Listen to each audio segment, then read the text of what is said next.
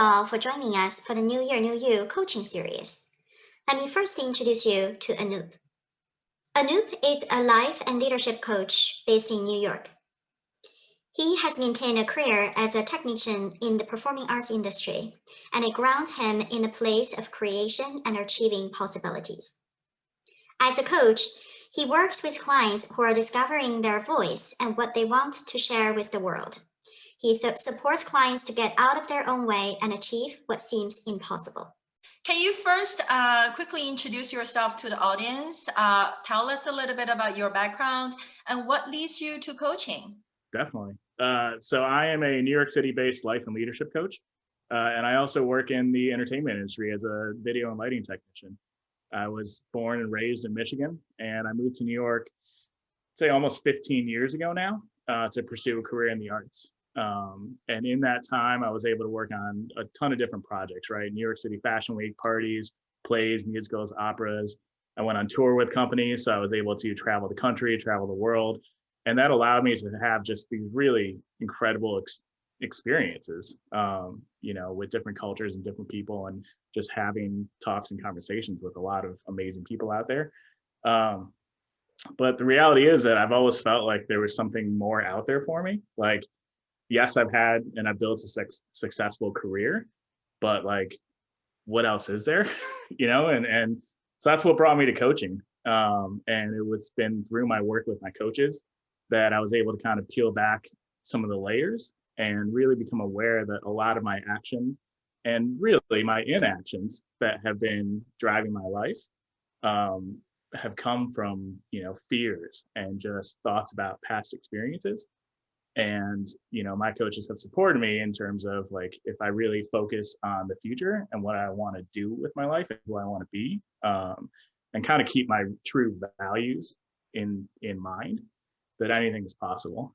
And that's what I've realized that, now as a coach myself, like that's what inspires me. That's what I really love working with clients is to do that same work, be in conversation, be in partnership, support, creating awareness and just kind of access to discovery.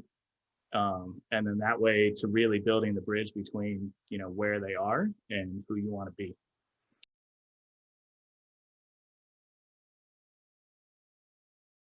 That's really great to hear. What are the top 3 benefits you think coaching give people access to? So kind of like I mentioned, right? The awareness and just really exploring what values and what qualities are most important, and keeping that in mind while creating the future.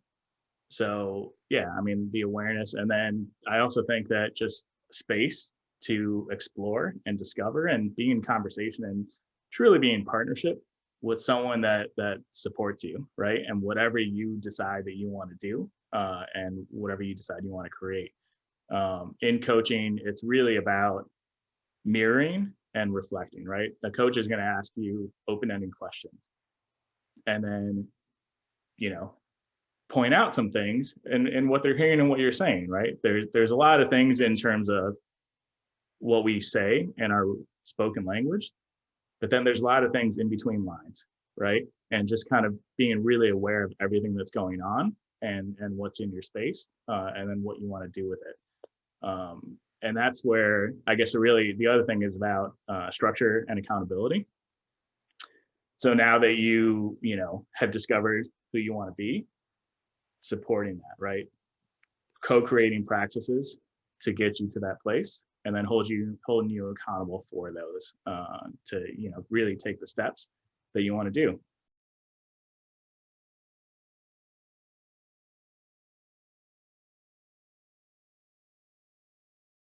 You mentioned about inaction, and I think it's a really profound point. Even for myself, I realize many times that I decide not to choose, or I decide not to act. And then which turns out, right, to be one of the biggest obstacles, right, get in my way to achieve my personal goals. What can you share with the audience in terms of how you can get people going, or how people can get themselves going in terms of making actions and then to achieve their goals? Sure. I think it's just kind of what I said, but really kind of figuring out the what's the point or the why. Like, Mm. what are your thoughts around, and then what's the higher objective around that thought, and then keeping that in mind when you start designing actions, and realizing that I definitely have this place where in the past I was like, you know, these grand goals, these major things, which are really awesome. But then I found my place, myself in where I was like, I just want to be there now, without really taking a look at all the steps that I can take to get there. So really breaking it down into, what's next, like what's that first step that I can take, and making sure that, it may not be that huge leap. It may just be sending an email or making a phone call.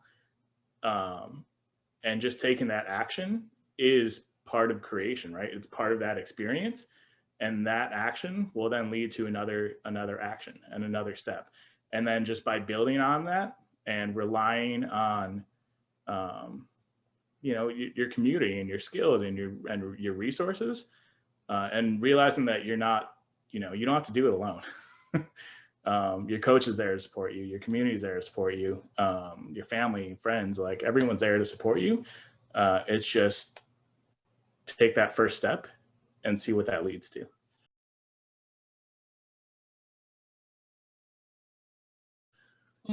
I like the point you make about the support system is you're not alone. I think many of us thought, we keep our dreams to ourselves because we feel like we're the only person to get it done. And most of the times you find it's more obstacles, right, than the award that's waiting there in the future.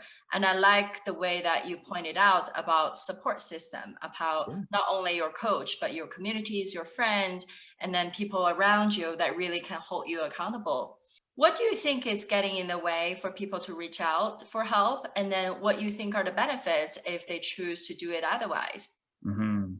I mean, I think everything's rooted in fear. And when you really look at decisions, and something that I was, reading recently, and just what I truly believe is when you peel back where people make decisions from, it either comes from fear or love. Um, so when you look at, not taking actions, really getting into like, what are you afraid of? And what is it about not taking that action that is serving you or not serving you? And once you become aware of that, it allows you access to choose, right? So the biggest thing about, one of the things about coaching, I should say, is that, we meet clients, or I meet clients right where they're at. They're perfect. They're whole, they can continue doing things the way they've been doing. And that's awesome. But if they want to do something different, or they have an inclination of something's just not quite right, let's look at that. Let's talk about that and explore those fears, and then empower action, and give you or the client the ability to choose what's next.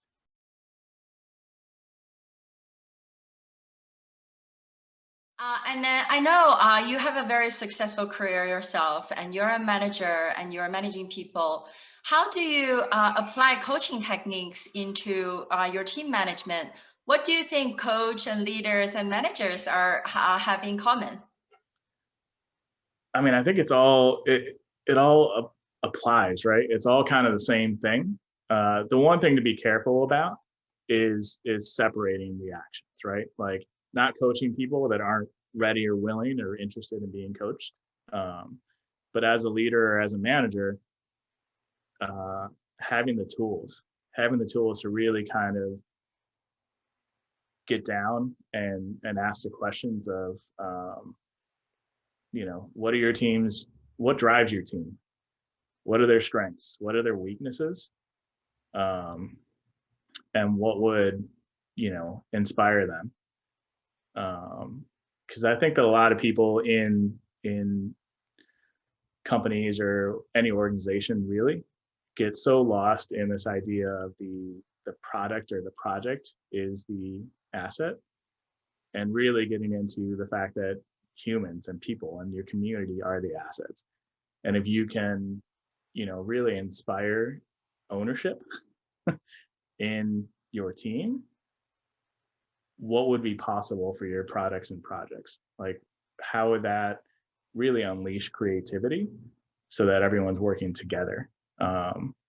And that's kind of where I see the cross section of coach and leader, and just having that skill set and awareness to really get to the place of unleashing empowerment.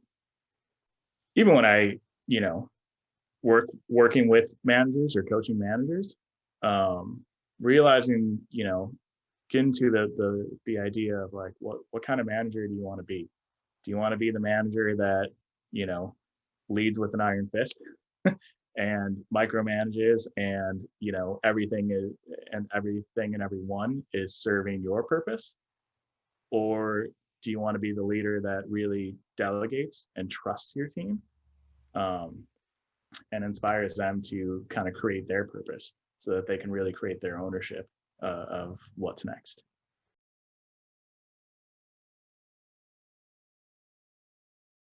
And my last question to you, Anup, is as a coach, you're working with all kinds of clients.